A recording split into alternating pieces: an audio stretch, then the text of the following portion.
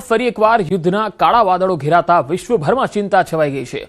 અમેરિકાને ઇઝરાયલ દ્વારા ઈરાન પર કરવામાં આવતા હુમલાઓ અને તેના જવાબમાં ઈરાન દ્વારા મિસાઇલ પ્રહારોથી સમગ્ર વિસ્તારમાં ભીષણ યુદ્ધનો માહોલ સર્જાયો છે। આ લોહિયાળ અથડામણનો પડઘો સાત સમુદ્ર પાર ગુજરાતના પોરબંદરમાં પણ સંભળાઈ રહ્યો છે, જ્યાંથી અનેક યુવક યુવતીઓ રોજગાર માટે ઇઝરાયલમાં કામ કરે છે। ઇઝરાયલમાં સતત વાગતી સાયરન અને મિસાઇલ હુમલાના સમાચારોથી પરિવારો ચિંતામાં છે। અત્યારે ઇઝરાયલથી લાઈવ અને અત્યારે આજે વહેલી સવારથી 6:30 વાગ્યાથી થોડુંક અહીંયાનો માહોલ ગરમ છે, કેમ કે થોડાક સાયરન વાગ્યા છે, એટલે એટલી પણ સ્થિતિ ખરાબ નથી।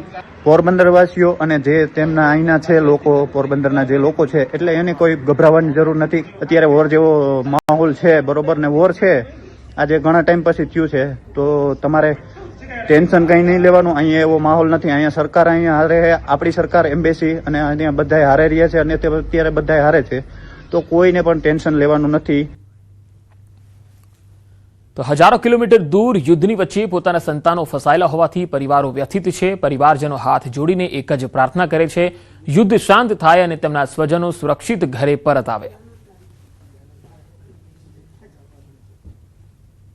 મારે બે છોકરા ઇઝરાયલ ગયા છે, તો એક 3 વર્ષ થયા છે અને એક 2 મહિના થયા છે ને બે જોબ ની કરે। સારું છે બે છોકરાઓને થયો તો મેં પૂછ્યું, દીકરા શું છે મોલ તારું? તો પપ્પા કે યુદ્ધ ચાલુ થવાની સંકટ છે, કે ભાઈ અત્યારના ભયંકર સાયરનનું વાગે એકદમ આ બધું શાંત પડી જાય અને છોકરાને રક્ષા કરે માતાજી અને વેલા પાછા નોકરીએ લાગી જાય। અત્યારે હાલમાં તો કોઈ જાતની કોઈ બીજ જેવું છે નહીં। મારા પપ્પા 6 મહિનાથી ઇઝરાયલ છે અને 6 મહિના તો ઠીકઠાક આવેલું, પણ કાલથી યુદ્ધનો માહોલ ચાલુ થયો હોય એટલે અમને પણ ચિંતા છે અને એને પણ ચિંતા છે કે એ કેવી રીતે રહી છે, શું કરે છે, અને અમને એટલી પ્રાર્થના છે કે ત્યાં યુદ્ધ બંધ થઈ જાય એવી અમે ભગવાનને પ્રાર્થના કરીએ।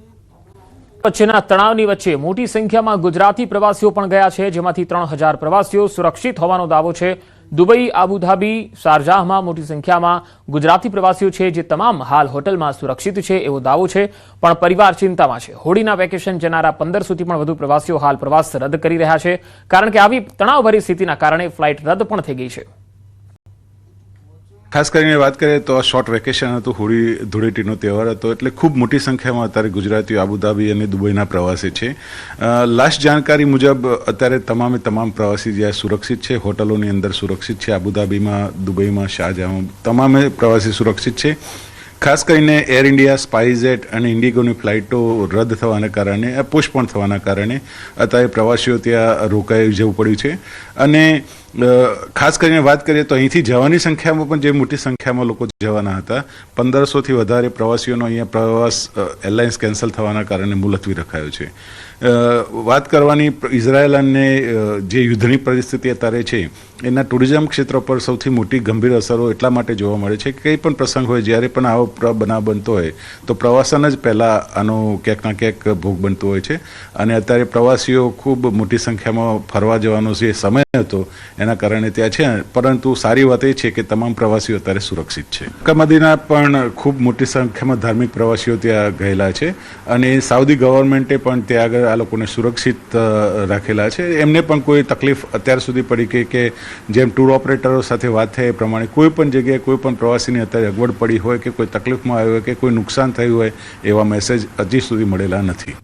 અમીન હાલ દુબઈમાં ફસાયા છે। છેલ્લા 10 દિવસથી દુબઈમાં રોકાયા હોવાનું જણાવ્યું। આજે વહેલી સવારે ધડાકાના અવાજો સંભળાયા। ઈરાનની મિસાઇલ ઇન્ટરસેપ્ટ થતી નજરે જોયાનો દાવો તેમણે કર્યો। દુબઈના તમામ એરપોર્ટ બંધ છે, ફ્લાઇટો પણ રદ કરાઈ છે, રોડ રસ્તા સુમસામ છે અને લોકો ઘરમાં જ રહેવા મજબૂર બન્યા છે।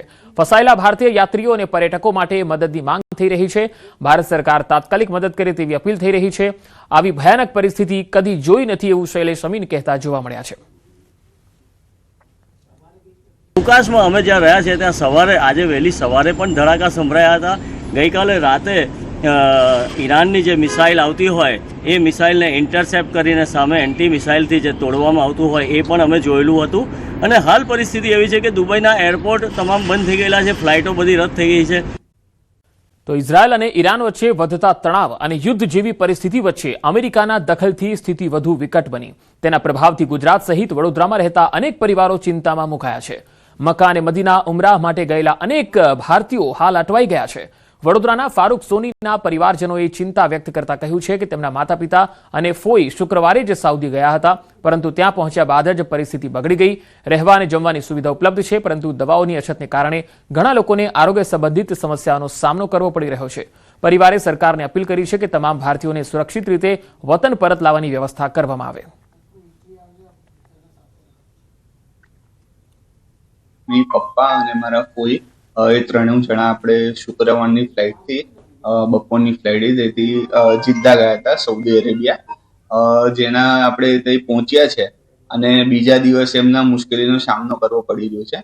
એ પહોંચવાની સાથે જ બીજા દિવસે મુશ્કેલી ઊભી થઈ છે. અહીંયા એમને રહેવા ખાવા પીવા માટેની વ્યવસ્થા કરી દેવામાં આવી છે અને જે મેડિકલનો જે ઇસ્યુ ઊભો થયો છે, મેડિકલનો જે ઇસ્યુ ઊભો થયો છે, જે મેડિસિન એમની જે આવવાની હતી, જે આજુબાજુમાં જે લોકો છે અને એમનો જે સામાન આવવાનો છે, અહીંયા ઇન્ડિયાથી કોઈ લઈને જવાનું હતું બીજા દિવસે એમનો, એ બધો જે સામાન છે અટવાઈ ગયો છે અને મેડિકલનો કદાચ ઇસ્યુ ઊભો થઈ શકે છે. ઇઝરાયેલમાં યુદ્ધના કારણે કેટલાક પ્રવાસીઓ દુબઈમાં ફસાયા છે. રાજકોટના જયંત ભૂબતાણીનો પરિવાર દુબઈમાં અટવાયો છે. હાલ પરિવાર વિડીયો કોલના માધ્યમથી એકબીજાના સંપર્કમાં છે. દુબઈમાં અટવાયેલા ગુજરાતીઓને સરકાર તાત્કાલિક પરત લાવે તેવી માંગ ઉઠી છે.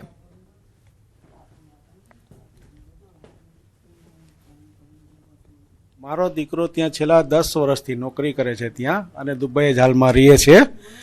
અને ત્યાંનું વાતાવરણમાં એવું છે કે અત્યારે ત્યાં પોઝિશન એટલી બધી એવી થઈ ગઈ છે કે ગઈકાલે રાત્રે ત્યાં એડવાઇઝરી જાહેર કરવી પડી એ લોકોને કે ભાઈ તમે લોકો જ્યાં છો ત્યાં તમારા ઘરમાં જ રહ્યો, ઘરની બહાર નીકળવાનું બંધ કરી દો. તમે આપણી સરકારને રિક્વેસ્ટ એટલી જ કરવાની કે આપણા જેટલા ભારતીયો ત્યાં રહે છે એ લોકોને બધાને એ લોકોને સારી રીતે રહી શકે એવી કાંઈક વ્યવસ્થા કરે, અને જો ભારત આવા એ લોકો ઈચ્છતા હોય તો ભારત એ લોકોને પરત લાવવા માટે મહેનત કરે થોડીક.